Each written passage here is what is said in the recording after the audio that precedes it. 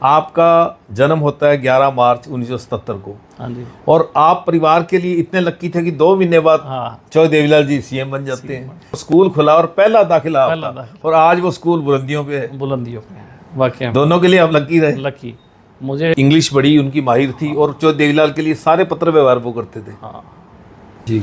तो एक सादगी भरा जीवन मेरे पिताजी ने व्यतीत किया। मिठाइयाँ आती थी या ड्राई फ्रूट्स आते थे, तो दादी हमें उसी टाइम बुला लेती थी कि भाई ये चीज़ खाओ। चौधरी बंसीलाल ने एक मुकदमा दायर कर दिया था नहर तोड़ने का। तो कहते हैं चौधरी बंसीलाल ने आपके घर में जो नौकर चाकर थे उन पे भी मुकदमे कर दिए थे। हाँ। वो भी छोड़ छोड़ के भागे। चौधरी देवीलाल जी के परिवार में सब उनके पुत्र जो हैं राजनीति में आए। हमारा परिवार राजनीति में नहीं था। आज के पॉडकास्ट में हमारे मेहमान हैं डबवाली के युवा विधायक आदित्य चौटाला जी। आदित्य जी को साफ सुथरी छवि के धनी कहा जाता है। आदित्य जी युवा तुर्क हैं, यूथ आइकॉन हैं। आज के पॉडकास्ट में उनका जीवन परिचय जानेंगे। आदित्य जी, आपका स्वागत है। बहुत बहुत सबसे धन्यवाद पहले जी। दर्शक जानना चाहते हैं आपका जीवन परिचय क्या है, कब जन्म हुआ, शिक्षा दीक्षा आपकी कहाँ हुई? देखिए, मेरा जन्म 11 मार्च 1977 का है,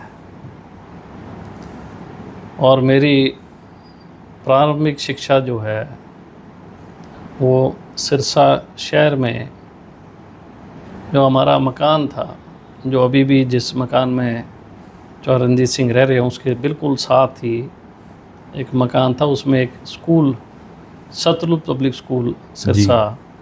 उसके बाद उन्होंने एक बड़ी बिल्डिंग बनाई। प्रारंभिक तौर पे मैंने शिक्षा वहाँ से शुरू की, और उनका जो स्कूल खुला, सरकारिया साहब हमारे प्रिंसिपल हुआ करते थे, अब वो नहीं है, लेकिन उनसे मैंने बहुत कुछ सीखा। हमारे गुरु थे।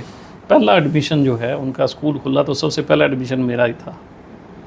उसके बाद 87 के अंदर चौधरी देवीलाल जी हरियाणा के मुख्यमंत्री बने। बहुत बड़ी मेजॉरिटी के साथ 85 सीटें आई, और वो चंडीगढ़ सीएम हाउस में आए। और मेरी दादी का मेरे पिताजी से बहुत लगाव था, क्योंकि मेरे पिताजी सबसे छोटे थे। तो मेरी दादी ने हमें जो है वहाँ से फिर पंचकुला एक स्कूल था, मिस्टर सराय प्रिंसिपल थे, वो भी सतलुज स्कूल था, उसके अंदर फिर हमारा दाखिला हुआ। वहाँ हॉस्टल था, उसमें रहता था। सिरसा में भी मैं हॉस्टल में रहता था। उसके बाद मैंने सेंट सोल्जर स्कूल है, विंग कमांडर एसएस ज्ञानी, जो कि पंचकुला में है, उसमें मैं 2-3 साल पढ़ा। फिर मैं स्पोर्ट्स स्कूल राई, जब Chaudhary Devi Lal deputy prime minister बन गए तो, और वो दिल्ली चले गए, तो मेरी दादी हमें यहाँ से उन्होंने राई में दाखिला कराया। तो मैं स्पोर्ट्स स्कूल राई में भी मैंने 1-2 साल लगाए। फिर उसके बाद पुणे में पंचकुला सेंट सोल्जर्स में आया। मैंने वहाँ से +2 किया। +2 करने के बाद डीएवी कॉलेज चंडीगढ़ से मैंने अपनी जो है बैचलर डिग्री बीए जो है वो मैंने की। और डिग्री के दौरान ही मेरे पिताजी का इंतकाल हो गया था, और मैंने अपना डिग्री पूरा करके और फिर मैं अपने घर में अपनी खेती पे अपने छोटे 2 भाई थे उनको मैं संभालने के लिए लग गया। और मैं मेरी माँ के साथ और मेरी बुआ जी हैं उनके साथ मैं गांव में रहता हूँ। और काफ़ी ज़िंदगी के उतार चढ़ाव, ज़िंदगी के अच्छे और बुरे वक्त, अच्छे कम बुरे ज़्यादा देखे, और बहुत कुछ सीखने को मिला। और मैं मानता हूँ कि आज जिस मैं मुकाम पे हूँ, उस मुकाम पे सबसे बड़ा अगर किसी का हाथ है तो मेरी माँ का है, जिसने हर परिस्थिति में हमारा हौसला रखा, हिम्मत और हौसला देती रही। ताकि आज आपके सामने हूँ, डबवाली की जनता के सेवक के रूप में काम करने का मौका मिल रहा है। अभी मैं विधानसभा के सेशन से आया हूँ, अपने इलाके की और अपने हरियाणा प्रदेश की किसान की हर एक वर्ग की बात रख के। और मैं ऐसा मानता हूँ कि विधायक होने के नाते, ख़ास तौर पे पार्टी का नेता होने के नाते, कि जो भी सरकार की कमियां या नालायकियां हैं वो हम जनता के बीच में उजागर करें। चलो, ये सेशन पे भी आएंगे, आपके निजी जीवन पे भी आएंगे। उससे पहले मैं एक बड़ी बात कहना चाहूँगा। आपका जन्म होता है 11 मार्च 1977 को, हाँ जी। और आप परिवार के लिए इतने लक्की थे कि 2 महीने बाद हाँ चौधरी देवीलाल जी सीएम बन जाते हैं 21 मई 1977 को। हाँ। दूसरा, आपने कहा कि सतलुज स्कूल में एडमिशन हुआ, जो स्कूल खुला और पहला दाखिला पहला आपका, दाखिला। और आज वो स्कूल बुलंदियों पे है। बुलंदियों पे है वाकई में। दोनों के लिए आप लकी रहे। लकी। मुझे मेरी माँ और मेरी दादी किस्सा सुनाती थी कि चौर साहब, क्योंकि हमारे एक ऐसी प्रथा है कि जो भी बच्चा है वो ननियाल में पैदा होता है जी। तो मेरा ननियाल जो है संगरिया से 10 किलोमीटर दूर गांव पड़ता है सालीवाड़ा, और चौटाला से वो 12-13-14 किलोमीटर है। तो चौधरी देवीलाल हमारे वो छुच्छक की एक प्रथा होती है, जब उसको लेने आते हैं तो मेरे दादाजी जब ऊपर चीफ मिनिस्टर बने तो वो सालीवाड़ा गए थे छुच्छक में, तो उन्होंने बड़े लाड प्यार से उस टाइम 100 का नोट जो है मेरे हाथ में दिया था, और मेरे को बताने लगे कि क्योंकि बच्चे के हाथ में कुछ पकड़ा होगा तो वो उसको दबा लेता है मुट्ठी में। तो मेरे को तो, मैं तो मानता हूँ कि बहुत लकी हूँ, परमात्मा की अजीम कृपा रही है। उसके बाद मेरी दादी मेरे को चंडीगढ़ ले आई थी, और मैं दादी के पास ही यहाँ रहा, और 1977 में मुख्यमंत्री निवास में हम लोग, वहीं मेरा बचपना जो है मुख्यमंत्री निवास में निकला, और धीरे धीरे मैंने अपने पैरों पे चलना सीखा। तो ये भी एक परमात्मा की कोई ऐसी। आपका राजनीतिक सफ़र जाने उससे पहले आपका निजी जीवन जानेंगे। आपके शौक़ क्या है? सीखना। मैं हर चीज़ सीखता हूँ। मेरा चाहे वो, क्योंकि अब मैं राजनीति में हूँ, और मेरा शुरू से ही शौक़ रहा है कि मैं चीज़ों के बारे में ज्ञान लेना, भ्रमण करना, घूमना, चीज़ों के बारे में देखना, और उससे समाज का हित क्या है। किताबें पढ़ना भी आपका शौक़? किताबें पढ़ना भी मेरा शौक़ है। ट्रैकिंग मेरा शौक़ है कि मैं पहाड़ों पे जाता हूँ, ट्रैकिंग करता हूँ, और खेलना मुझे बड़ा पसंद। सोलो ट्रैवलिंग या ग्रुप ट्रैवलिंग? नहीं, मैं ग्रुप ट्रैवलिंग करता हूँ। सोलो ट्रैवल मैंने नहीं किया, लेकिन मैं ग्रुप ट्रैवलिंग करता हूँ। तो ये अच्छी चीज़ है, और उसमें स्पोर्ट्स की तरफ ज़्यादा, मतलब मैं स्पोर्ट्स में, जैसे आपने कहा कि आप राई स्पोर्ट्स स्कूल में पढ़े हैं, तो आपकी स्पोर्ट्स में शुरू से रुचि थी? हाँ जी, हाँ शुरू से, बचपन से ही मेरा खेल में बड़ा रहा है। मैं गांव में टूर्नामेंट भी करवाता था, खेलों के, बास्केटबॉल के, फुटबॉल के, क्रिकेट के, ऐसे हम लोग हर साल कोई ना कोई क्लब बना के टूर्नामेंट करवाते थे। मैं राई में गया तो मैं शुरू दौर में मैंने फ़ुटबॉल ज्वाइन किया, फिर उसके बाद मैंने बॉक्सिंग ज्वाइन किया, और बॉक्सिंग में मैंने कई टूर्नामेंट्स में पार्टिसिपेट किया है। मेरा हालांकि किसी टूर्नामेंट में मुझे मेडल नहीं आया, लेकिन मेरी अपनी जो वेट कैटेगरी उसमें पार्टिसिपेशन मेरी डिस्ट्रिक्ट और स्टेट लेवल पे रही है। आपने बात की पिताजी की, जगदीश अंकल से जुड़ी कुछ बातें। एक बात उनके लिए बड़ी मशहूर है कि इंग्लिश बड़ी उनकी माहिर थी, और चौधरी देवीलाल के लिए सारे पत्र व्यवहार वो करते थे। हाँ, मेरे पिता बहुत पढ़े लिखे थे। अभी उनकी कमांड थी भाषा पे। डबल MA थे, और 1968 में पंजाब यूनिवर्सिटी चंडीगढ़ से उन्होंने डबल MA किया था, MA इन एशियंट हिस्ट्री और MA इन इंग्लिश। तो हमेशा से ही मेरे पास चिट्ठियाँ भी है, आज भी हैं मेरे पास, कि मेरे फादर चिट्ठी लिखता था और इंग्लिश में लिखते थे। और चौधरी देवीलाल जी जिस वक्त खादी बोर्ड के चेयरमैन थे, तो मेरे पिताजी उस टाइम यहाँ स्टडी करते थे जी। और जो भी कोई पत्राचार होता था तो चिट्ठी, वो मेरे दादाजी कहा करते थे भी जगदीश फलाने को चिट्ठी लिखनी है, तो अंग्रेज़ी में चिट्ठी लिखते थे। और ड्राइविंग करते थे, चौधरी साहब की जो गाड़ी थी एम्बेसडर कार, उसको ड्राइव भी करते थे। एक छोटा सा वाक्य मैं आपको बताना चाहूँगा जी।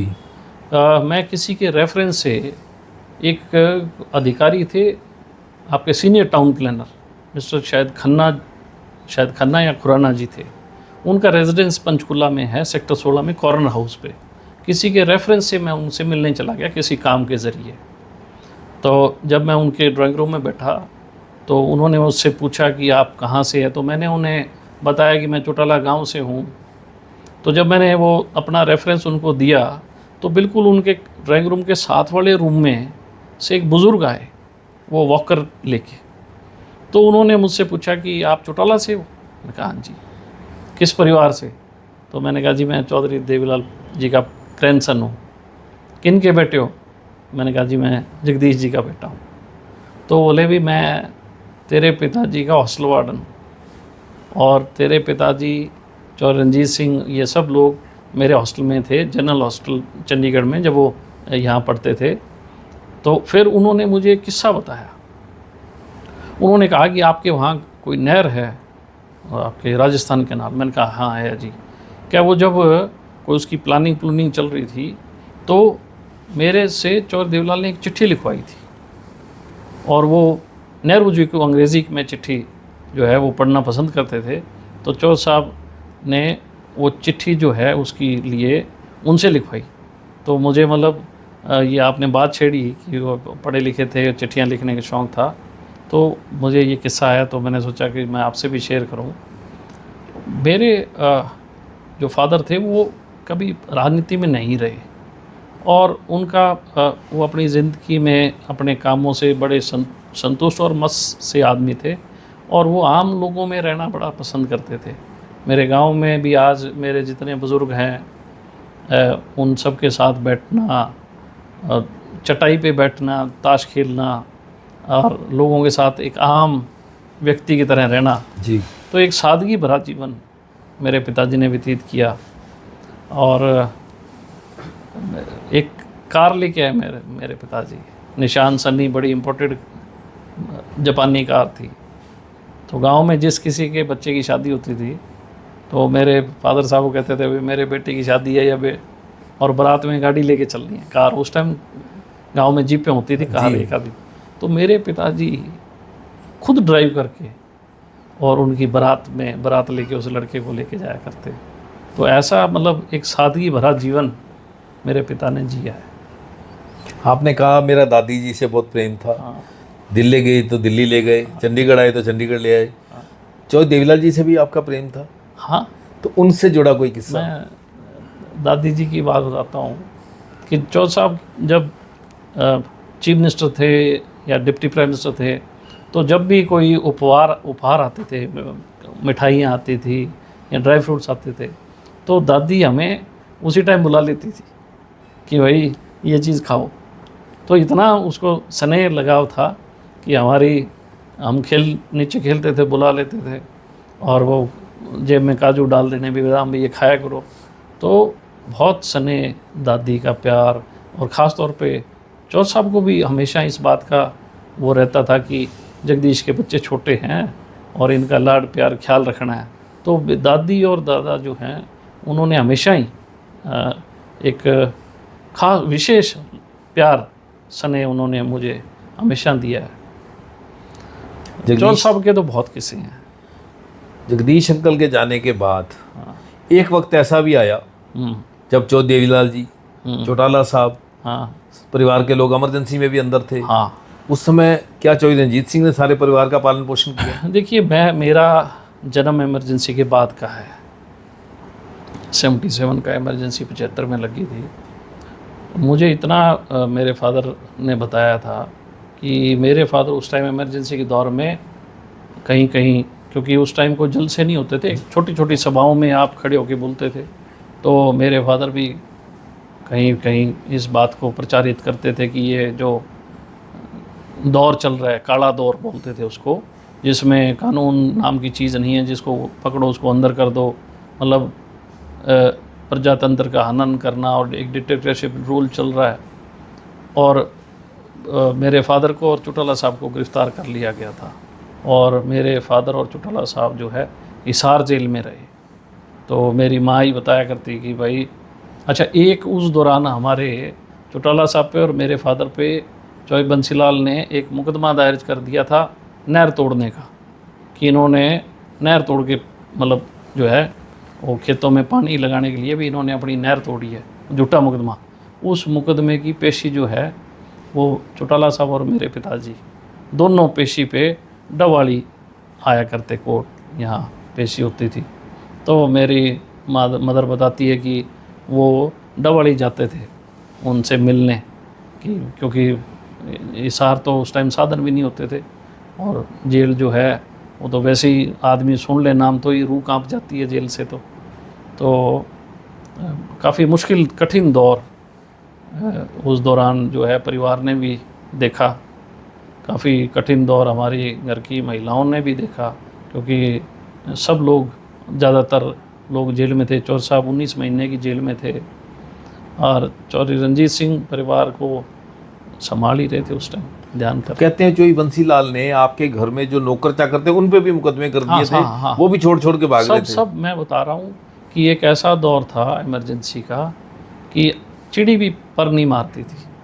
मतलब कि ऐसे लग रहा था कि हवाओं ने ही रुख बदल लिया है, कि अगर हमारे घर में दरख्त हों तो उनके पत्ते नहीं हिलते थे, हवाओं ने ही रुख बदल लिया था। बंसीलाल जी की इतनी दहशत थी ना बंसीलाल नहीं, वो इनका जो मैं कहता हूँ, जो इन्होंने जिस चीज़ को, आज़ादी को कुचलने का काम किया, वो इतनी हद तक इंतहा कर दी कि जो समझते हैं कि शायद वो दौर ज़िंदगी में कभी ना आए, ऐसी कल्पना हम करते हैं। ऐसा दौर कभी नहीं आना चाहिए कि हिंदुस्तान में अगर आपको बोलने की और चलने की, अपने अभिव्यक्ति की आज़ादी ना हो, तो मैं समझता हूँ कि ये मतलब आज से 50 वर्ष पूर्व वो काला दौर था, जिसके लिए मेरे दादा चौधरी देवलाल स्वतंत्रता सेनानी थे, लाहौर की जेलों में रहे, देश आज़ादी के लिए बहुत संघर्ष किया जी। फिर ऐसे देश को आज़ाद करने के लिए उन लोगों ने जो संघर्ष किया, और उसी संघर्ष को किस तरीके से कुचलने का काम किया, तो मैं मानता हूँ कि आज के दौर में हम लोग तो उसको, हमने तो किताबों में पढ़ा है, देखा नहीं है वो दौर, किताबों में पढ़ा है, परिवार से सुना है, तो ऐसा दौर नहीं आए, यही काम। चौटाला साहब से जुड़ा कोई किस्सा? कहते हैं वो बड़े अनुशासन प्रिय थे, हाँ, घड़ी से चलते थे। हाँ, चौटाला साहब से हर मतलब परिवार का व्यक्ति जो था वो थोड़ा भयभीत रहता था, क्योंकि बहुत ज़्यादा डिसिप्लिन में थे। कोई बात करनी होती थी तो किसी के मार्फत ही बात की जाती थी, क्योंकि एक तो परिवार में बहुत बड़े थे और बड़ी जिम्मेवारी थी। एक हमारे समाज में ऐसी प्रथा है, जब परिवार में कोई बड़ा हो तो उससे संकोच करते हैं बात करने में। तो फिर मुझे याद है कि हम छोटे छोटे थे और यहाँ चंडीगढ़ ही पढ़ते थे, तो चौटाला साहब के पास गाड़ी थी कॉन्टेसा। चौटाला साहब उस टाइम शायद मेंबर थे राज्यसभा के। तो मेरी दादी ने कह दिया कि भाई चंडीगढ़ जा रहा है, तो उन्होंने कहा हाँ, भाई जगदीश के बच्चों का स्कूल ख़त्म हो गया है और इनको साथ लेके जाना। तो हमें कहा कि तैयार हो जाओ, चौटाला साहब के साथ जाना है। तो हम लोगों को बड़ा डर लगा कि इनके साथ जाएंगे।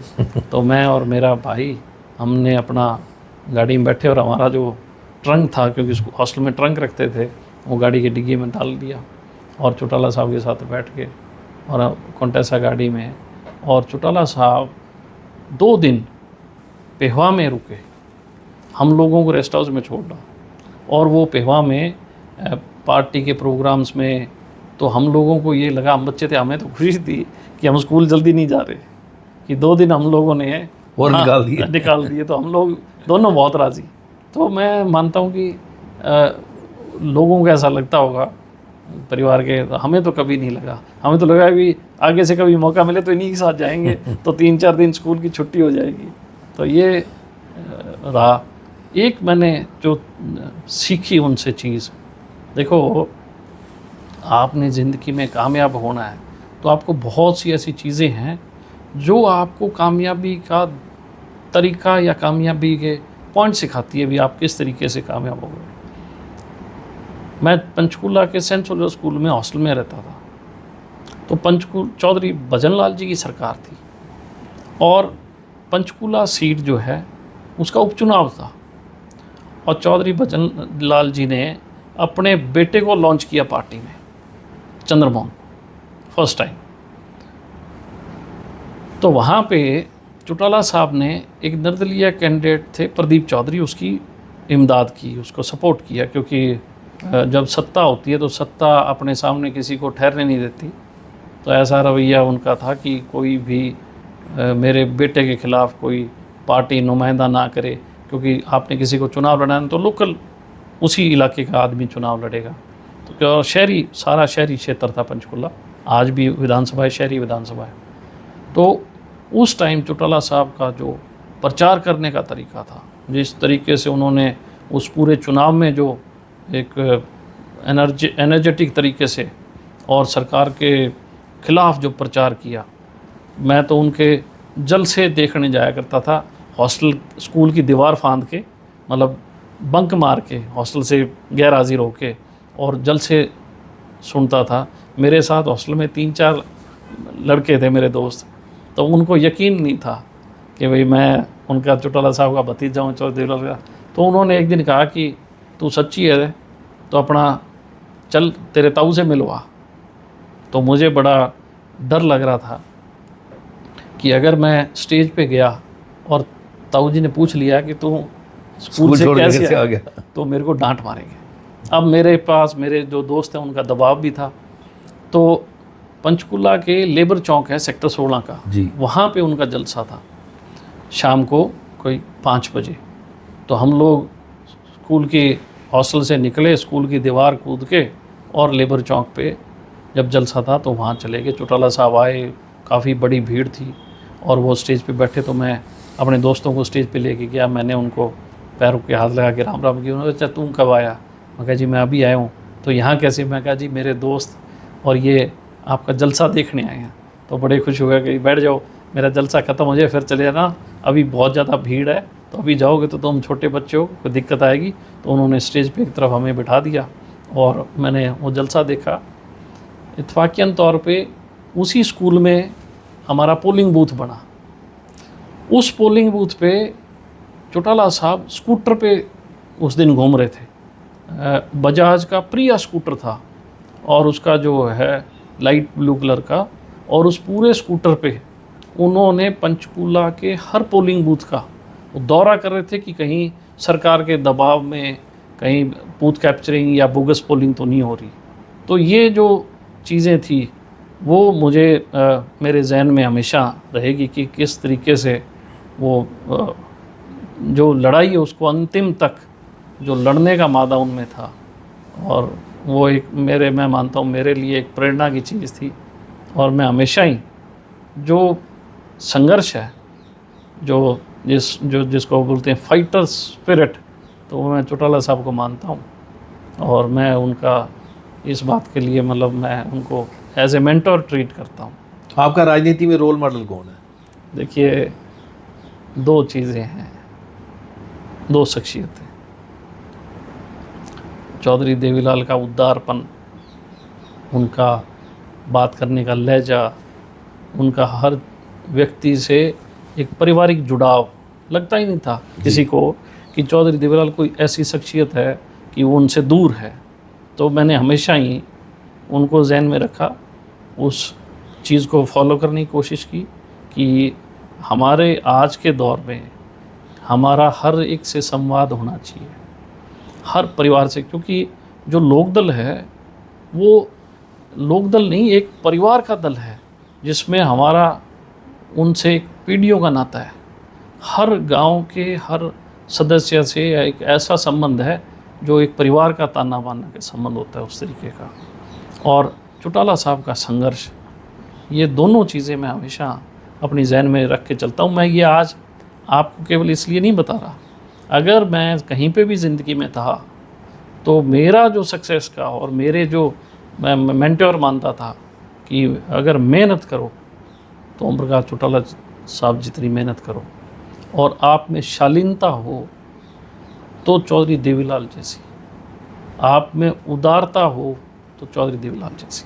मैं आपकी बात को बड़ा करता हूँ। एक बार आपका और मेरा डिस्कशन हुआ था, आपने कहा था भी चौटाला साहब महान थे, भी मैं भारतीय जनता पार्टी में भी रह चुका हूँ, उस पार्टी को इतने वर्षों तक सत्ता में आने से एक आदमी ने डिसेबल होते हुए भी कैसे रोक के रखा, बड़ी कमाल की बात है। ये आपके शब्द थे। हाँ थे, मैं बिल्कुल आपसे डिनाई नहीं कर रहा। इस हरियाणा में लगभग 6,500 से ऊपर गांव हैं।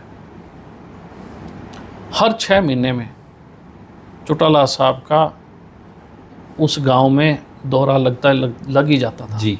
आप ये सोचो कि जो व्यक्ति 6 महीने में उस गांव में दोबारा हाजिरी लगा दे, अंदाज़ा मानो उस व्यक्ति की कितनी मेहनत होती होगी। वो व्यक्ति किस टाइम सोते होंगे, वो उनको मतलब इस बात का अगर हम सोचते हैं तो शायद हमारे रोंगटे खड़े हो जाते हैं कि किस शिद्दत से और वो आदमी काम कर रहे थे, अपने आदमियों को संभालते थे। मतलब कितना उनका दिली लगाव इस हरियाणा की मिट्टी से, इस हरियाणा के हर परिवार से, हर जन से था। आजकल तो पॉलिटिक्स लोग कह देते हैं बदल गई या और है। मैं ये मानता हूँ कि नज़रिया बदला है, लेकिन राजनीति परिवार वही है। एक अगर मैं चौधरी देवलाल का पोता हूँ तो मेरी लेगेसी तो परिवार तो वही चलता आ रहा है। ऐसा हमारे हरियाणा में परिवार सारे वो हैं, लेकिन कुछ लोगों का हो सकता है अब राजनीति तौर पे जो ज़्यादा अपने आप को पढ़े लिखे मान लें या बहुत शान, उनका नज़रिया हो सकता है। पर आदित्य जी, चौधरी देवलाल कहते थे लोक राज लोक लाज से चलता है। आजकल तो नहीं है वो बात। आज तो लोक लाज है ही नहीं। मैं एक छोटी सी चीज़ बताता हूँ मजीद जी, कि चौधरी देवलाल ने एक मुहिम शुरू की थी, और ये इसी बात को लेके कह रहा हूँ। हरियाणा में फ्लड आती थी, और जब फ्लड आती है तो उसका कोई अंदाज़ा नहीं होता। बिल्कुल। बरसात होना, प्राकृतिक आपदा आना, इसको कोई एस्टिमेट नहीं कर सकता। तो जब फ्लड आती थी तो हज़ारों सैकड़ों एकड़ ज़मीनें बर्बाद हो जाती थी, सैकड़ों गांव बर्बाद हो जाते थे, मवेशियों का भी नुकसान होता था क्योंकि किसान के साथ मवेशी जुड़ा हुआ है। चौधरी देवलाल मुख्यमंत्री बने 77 में, तो उन्होंने सबसे पहले बीड़ा उठाया कि मैं पानी, बाढ़ के पानी रोकने के लिए बांध बनाऊंगा। और सोनीपत का क्षेत्र जो है, क्योंकि यमुना साथ साथ चलती है जी, तो जब यमुना उफान पे आती है तो वो शायद लो लाइन एरिया हो सकता है, मुझे देखो जो जितनी मेरी नॉलेज है जी, कि उन्होंने सोनीपत से उसको शुरू करने की ठानी। तो जब गांव, ऐसा बताया मुझे किसी ने कि जब उन्होंने कॉल किया पंचायतों को, तो उन पंचायतों में उस टाइम मुख्यमंत्री होते तो सब लोग आ जाते हैं। तो उन्होंने कहा कि हम सब लोग, क्योंकि सरकार के पास पैसा उस दौरान पे इतना पैसा नहीं होता था, कोई इतने सरकार के खजाने नहीं होते थे कि सरकार के पास कोई टैक्स रेवेन्यू या तो सारी स्टेट्स हमारी जो है डिपेंडेंट ऑन एग्रीकल्चर थी, और एग्रीकल्चर में भी कोई टैक्स किसान को और को ऐसा कुछ उस दौरान सिस्टम नहीं था। तो जब ये हुआ कि पंचायतों को कॉल किया कि भी बांध बनाएंगे, तो वहाँ पे चौधरी साहब ने देखा कि लोगों में रुचि नहीं है और सरकार के पास इतना पैसा नहीं है। तो चौधरी देवलाल खुद तसला और कस्सी लेके उसको बांधों को खुद उन्होंने मिट्टी ढोनी शुरू, श्रमदान किया, श्रमदान। और 3-4 दिन बाद पूरे इलाके के अंदर ये बात फैली कि यार मुख्यमंत्री अपने लिए कर रहा है, देखो हम लोगों को। फिर हज़ारों सैकड़ों लोगों ने उनका साथ दिया, और वो तमाम जो है ना जहाँ जहाँ फ्लडेड एरिया था, चाहे वो आपके सोनीपत का हो, चाहे वो सिरसा का हो, चाहे वो पंजाब के साथ लगती घग्गर जो है, इस तरफ आपके टोहाना, रतिया, नरवाना, मतलब तमाम जगहों पे लोगों ने उस टाइम फिर अपने आप सेल्फ सर्विस जो है खुद उन्होंने उस आपदा को रोकने के लिए आगे कदम बढ़ाए। तो तब मैं मानता हूँ कि शायद चौधरी देवलाल ने ये सोचा होगा कि लोगों के बिना लोक राज लोक लाज से चलता है, कि पब्लिक को लगे कि ये डंडे का नहीं तुम्हारा अपना राज है। तो यही एक खूबसूरती थी चौधरी देवलाल की, कि चौधरी देवलाल ने जब भी कोई नारा दिया, धरातल से जुड़ा हुआ नारा। जी बिल्कुल। आदित्य जी, बात करते हैं आपके राजनीतिक सफ़र की। तो कहाँ से आपने शुरुआत की, किस सन में आपने कार्यकर्ता से फिर जिला पार्षद से फिर विधायक तक का सफ़र, बीच में आप कई बोर्डों के चेयरमैन भी रहे। देखिए, स्टार्टिंग कहाँ से हुई? मैंने ईमानदारी से बताऊं, मेरे पिता बड़े अपनी ज़िंदगी में बहुत मस्त अपनी ज़िंदगी में रहे।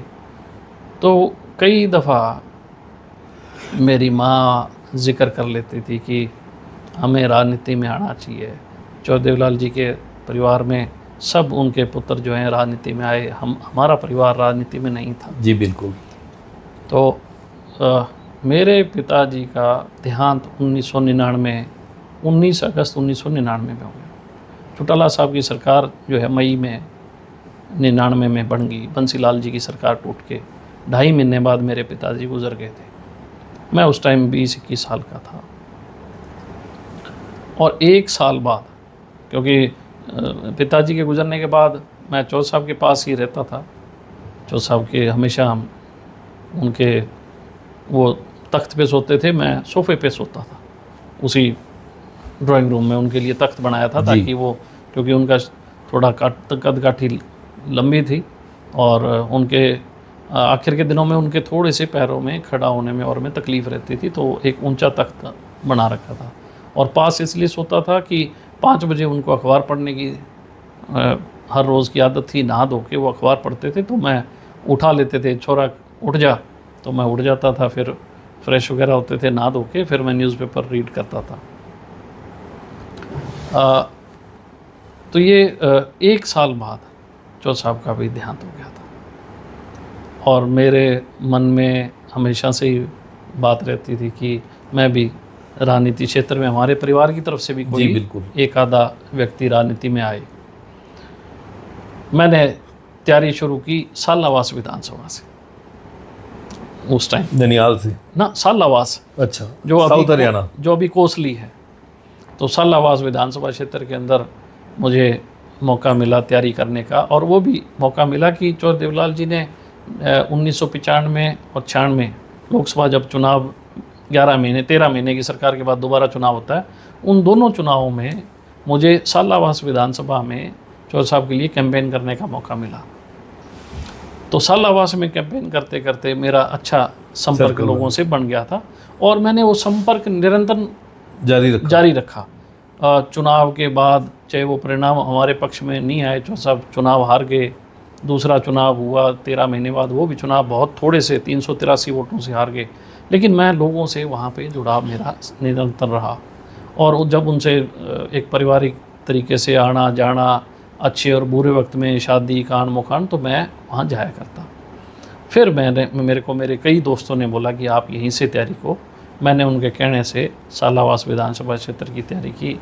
मेरी उस टाइम 26 से 24 या 25-26 साल की उम्र का मेरा तकाजा था अभी मेरी, और पूरी मेरी तैयारी थी। लेकिन एन लास्ट मोमेंट पे वो मैं टिकट मांग रहा था, मुझे नहीं मिली। और मुझे बहुत उन्होंने कहा कि आप निर्दलीय लड़ो, पर चूँकि मेरे ऊपर किसी का हाथ नहीं था, ना मेरे पिता ना दादा, तो मेरे लिए डिसीज़न लेना जो है उस दौरान, क्योंकि घर में मेरी माँ अकेली थी, मेरे 2 छोटे भाई थे जो अनमैरिड थे, तो सारी चीज़ों का हालात देख के मैं वो चुनाव नहीं लड़ा। अगर मैं लड़ता तो शायद मुझे बहुत जल्दी एक एंट्री मिलती। तो मेरे से वो उस टाइम चुनाव ना लड़ना भी मैं मानता हूँ कि मेरे से चूक रही। उसके बाद एक लंबा दौर राजनीति का ऐसा चला कि मैं गुमनामी में ही निकालना पड़ा। फिर इलाहाबाद का चुनाव आया, जब चौटाला साहब ने 2 जगह से चुनाव लड़ा, एक इलाहाबाद से, एक उन्होंने चुनाव लड़ा आपके उचाना से। मुझे बुलाया और मेरे को जिम्मेवारी दी थी इलाहाबाद की। मैंने इलाहाबाद में भी कैंपेन। ये कौन से सन की बात है? ये 2009। तो इलाहाबाद में भी कैंपेन किया। दोनों जगह से चौटाला साहब जीते, इलाहाबाद से 16,500 से और उचाना से 612 या 600 कुछ वोटों से उन्होंने चुनाव जीत के इलाहाबाद विधानसभा की सीट खाली की। मैं उस दौरान कवरिंग कैंडिडेट था, तो क्योंकि सरकार भूपेंद्र हुड्डा की बनी, तो उसके बाद चौधरी अभय सिंह चौटाला ने वहाँ से चुनाव लड़ा। 2008 के परिसीमन के बाद 2009 में ही वो ओपन हुई थी। 9 में ओपन हुई थी। पहले रिजर्व थी, उसके बाद सीटें ओपन हुई और फिर उनका चौधरी अभय सिंह चौटाला ने चुनाव लड़ा। तो उसके बाद फिर राजनीतिक तौर पे ऐसा लगा कि अब और लंबा इंतज़ार करना पड़ेगा। और फिर क्या होता है, ये जो समय का चक्कर है ना, ये बहुत बलवान होता है। जी बिल्कुल। और मैं ये मानता हूँ कि देखो, हर आदमी की इच्छाएं होती हैं और हर आदमी का कोई ना कोई एक मंजिल है जो उसको तय करनी है, एक सफ़र है ज़िंदगी का।